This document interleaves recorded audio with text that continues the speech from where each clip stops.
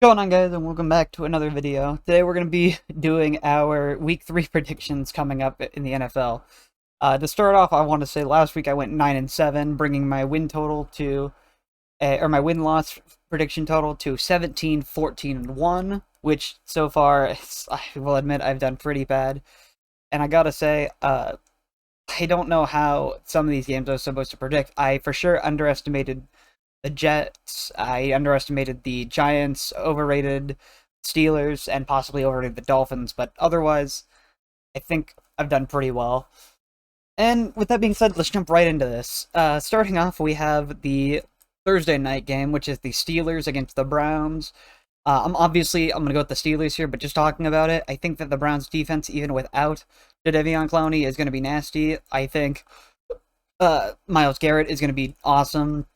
The Browns' offense has looked pretty good, and if the if the Steelers' defense can stop the run as well as they've been doing, I think that the Browns will be able to lose this game. But for right now, I'm very confident in the Steelers. I'm hoping that we get a win here to bounce back from the loss that we had.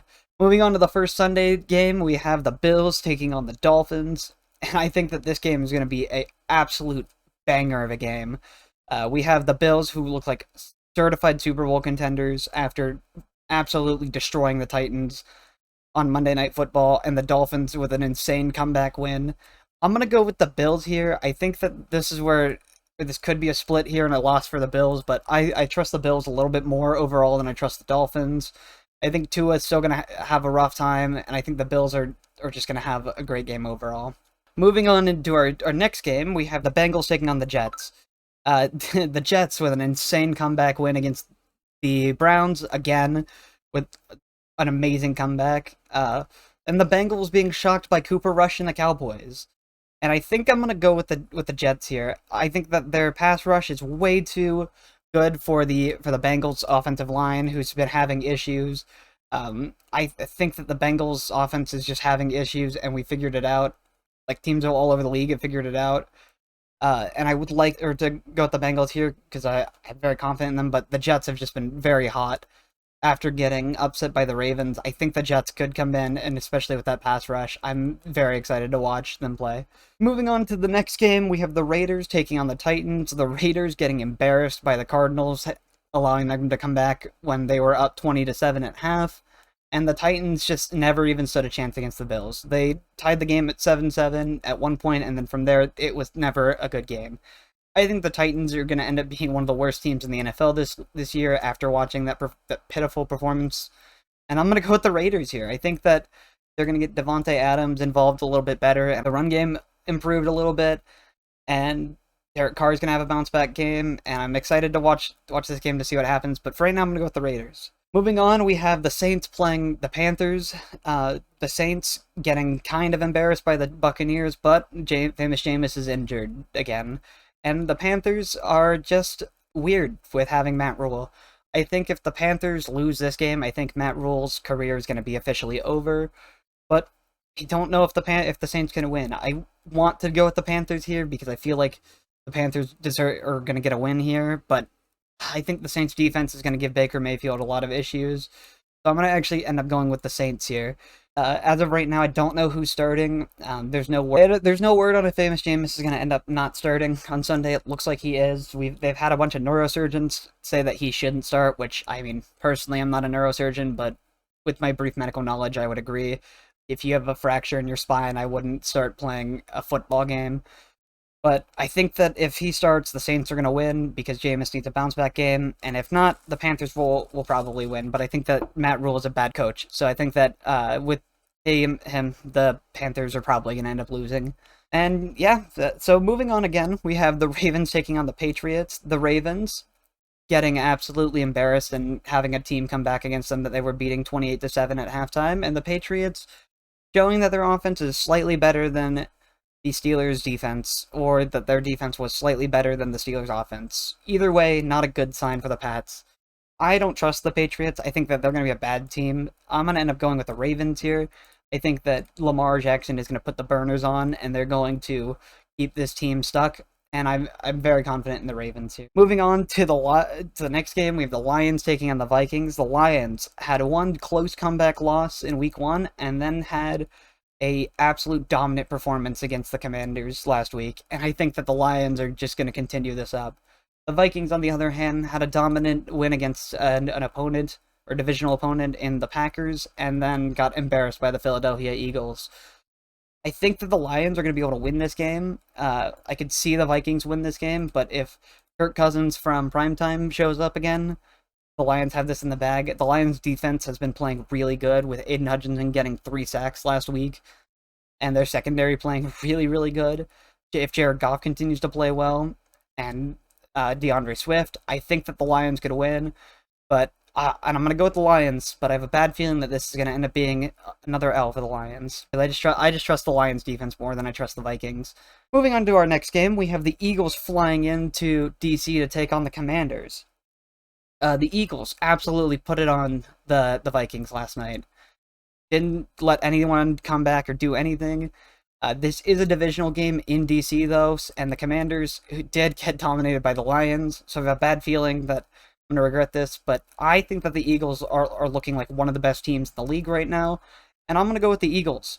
I think that the Eagles have an opportunity to win this game, but I could see the Commanders' defense stepping up and giving Jalen Hurts issues, but I think the Eagles are going to do just enough on offense to keep the Commanders down, and if their defense steps up again like they did yesterday, which was a lot less scary than watching them play Week 1, I think the Eagles could win this game and show everyone that they are a dominant team in the NFC East.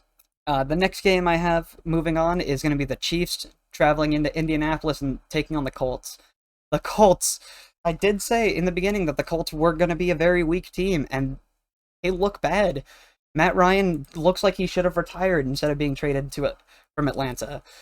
And meanwhile, the Chiefs look red hot, stopping the Chargers from moving on and going undefeated like I expected the Chargers to go for a little bit. The Chiefs' defense looks amazing. The Colts' defense does not. The Chiefs' offense looks amazing. The Colts' offense does not. And I think the Colts, if they come in and actually play, could win, but I'm going to go with the Chiefs. I don't ever want to bet against Patrick Mahomes, but I just don't trust this team enough for me to be confident that they're going to lose. So I'm going to go with the Chiefs here. I think that Patrick Mahomes is going to light up the Colts secondary, and while I do love Shaquille Leonard and the Colts defense, I think that the Chiefs offense is just going to be too good for the Chiefs or the Colts defense. Moving on to our next game, we have the Texans taking on the Bears. The Texans got shut down by the Broncos. They were winning for a brief bit, but yeah, they look bad. And the Bears look decent. I don't know how else to describe them. They got shut down by by a really good defense in the Packers on Sunday Night Football, and I think that the Bears could lose this game, but I trust the Bears offense and defense way more than I trust the Texans. I think the Texans are just bad. And as much as I don't think that we should hate on teams, I think that the Bears are going to absolutely fly with this team, or in this game. I think Justin Fields is going to have an amazing game. The run game looks really good, and if Justin Fields continues to use his legs, he will continue to be better and better as a quarterback overall. And I trust the Bears to take the win here. Moving on again, we have the Jags taking on the Chargers. The Jags with a surprising upset win, shutting out the Colts last week. And the Chargers with an injured Justin Herbert, barely able to not come back against the Chiefs when they were controlling the game the entire time. I don't trust the Jags here, but they could be scary. And with the Chargers having quarterback issues, I think the Jags might be able to pull off an upset, but I'm not going to go with the Jags here. I'm going to go with the Chargers. I'm going to be honest, I was very shocked by the Jags.